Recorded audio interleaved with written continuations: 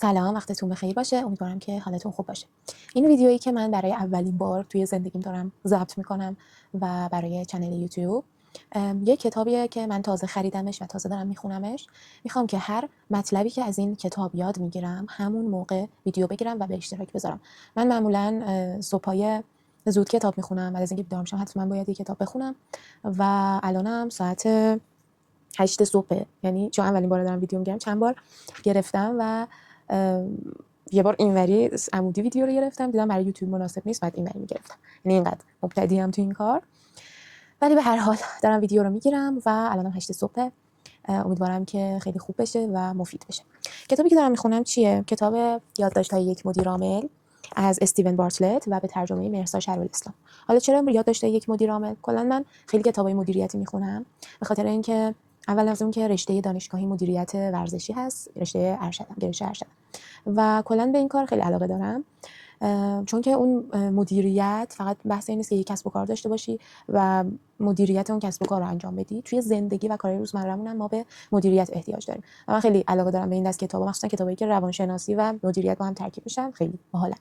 این در مورد کتاب ترجمه مهرسا هست. اولا در مورد مهرسا بگم. مهرسا یک دختریه که واقعا الهام بخش من بوده توی زندگی. یعنی اولین بار که من صحبت‌هاشو توی پادکست جا فکری گوش دادم، واقعا میتونم بگم که زندگیم به قبل از اینکه مهرسا رو گوش بدم و بعد از اینکه به صحبتش گوش بدم تبدیل شد. واقعا بهم الهام داد و باعث شد که دیدم به زندگی عوض بشه، یه سری نگرش‌های جدید بهم داد و کلا خیلی خیلی من قبولش دارم و دوستش دارم. الانم مشاور کسب و کارهای لاکچری هستش و فکر می‌کنم که هم توی ایران و هم توی دبی کار می‌کنه. ترجمه‌ش هم خیلی روونه و قابل فهمه. من کتاب دیگه‌ای که ترجمه مهرسا باشه رو خوندم و خیلی ترجمه‌شو دوست دارم. و این کتابم نشر مون هست. اونم ازش کتابای زیادی دارم، خیلی نشر خوبیه.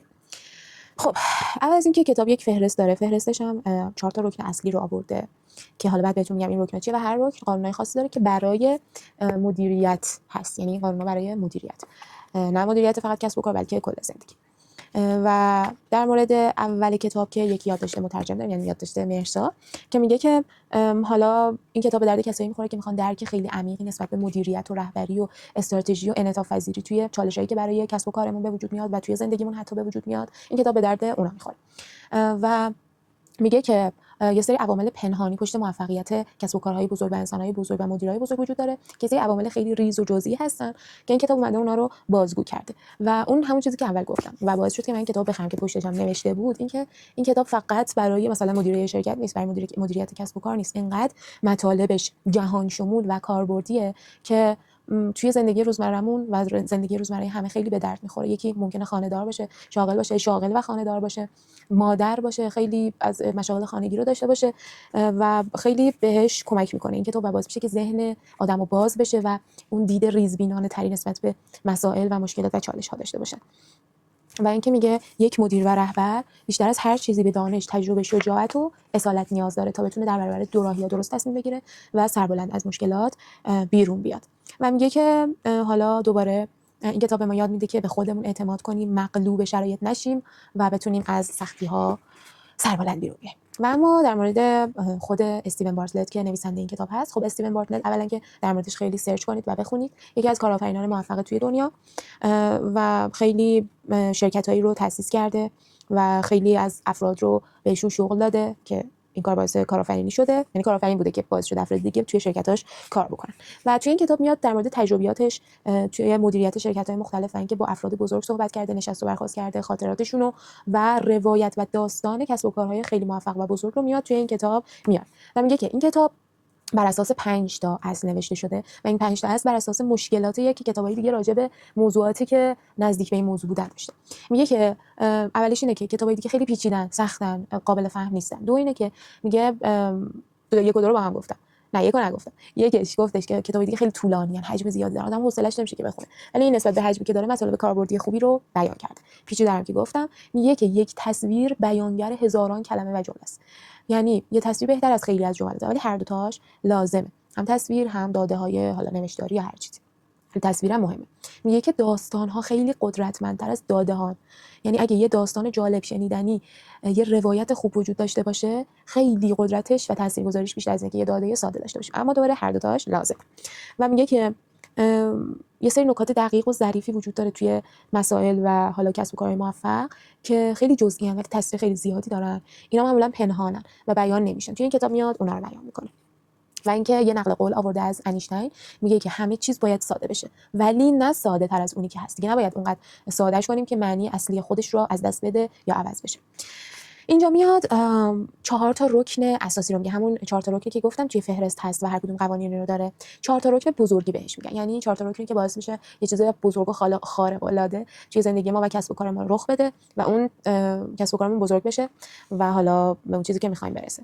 این 4 تا رکن عبارتند از خود، داستان، فلسفه و تیم که هر کدومش من به اختصار الان براتون توضیح میدم.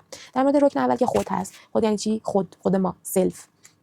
یه نقل قول از لئوناردو داوینچی آورده، میگه که هیچ کس نمیتونه بیشتر یا کمتر از میزانی که بر خودش تسلط داره بر دیگران یا بقیه چیزا مسلط بشه. یعنی چی؟ یعنی من اگه اینقدر رو خودم تسلط دارم اینقدر رو بقیه میتونم مسلط بشم، اگه اینقدر تسلط دارم اینقدر میتونم.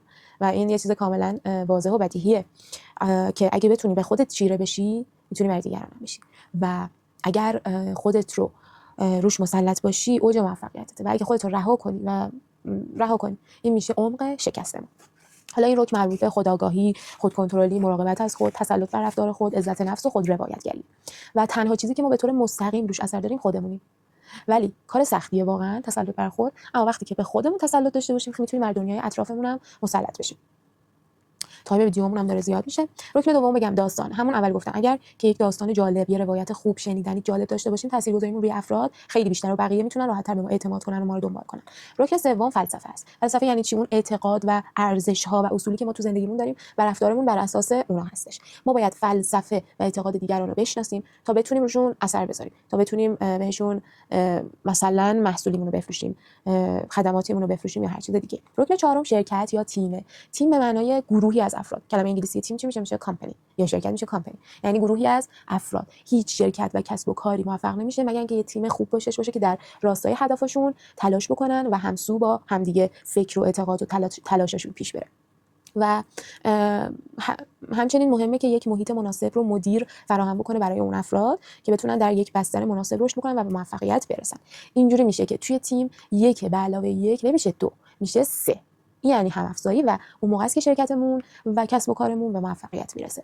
این 4 تا رکن اصلی بود که من به طور خلاصه براتون گفتم و حالا ادامه کتاب میشه مثلا رکن اولو میاره و یه سری قانون برش میگه. من الان خودم قانون 5 رکن اولم، یعنی هنوز من کتاب تموم نکردم. صفحه 44 کتاب تا 44 کتابو خوندم همین امروز، به 44 رسیدم و همین الان اومدم دارم ویدیو میگیرم. میخوام با فهم الانم ویدیو ضبط کنم و به شما منتقل کنم، چون مطمئنم که خیلی از افراد همسن و سال من هستن که درکشون از دنیا، درکشون از محیط جامعه الان مثل منه و من میخوام مثل اونا صحبت کنم و اون مدلی بیام بگم. میدونید که هر بار که آدم هر مطلبی رو میخونه، هر کتابی رو میخونه، هر درسی رو میخونه، نسبت به شرایط اون موقعش تو زندگی برداشت میکنه. یعنی مثلا من الان یه مشکلی داشته باشم تو زندگی، میام یه متن رو بخونم، ربطش میدم به اون و با فهم اون موقع اون رو درکش میکنم. پس من میخوام با درک همین الانم تو صفحه 44 کتاب بیام ویدیو رو به اشتراک بذارم و آخر کتاب رو با هم پیش بریم. تا ویدیوهای بعدی، خداحافظ.